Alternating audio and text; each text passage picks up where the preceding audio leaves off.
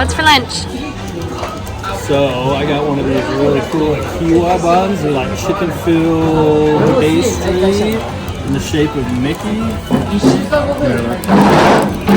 With the 40-year stamp on it.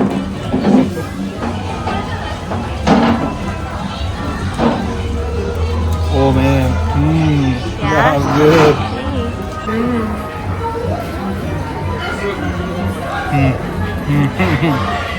Oh, super good.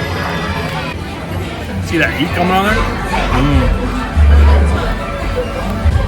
On the inside, it's like gyoza. So instead of like the gyoza outside, it has like the gyoza inside sausage. Look at that. Super yummy.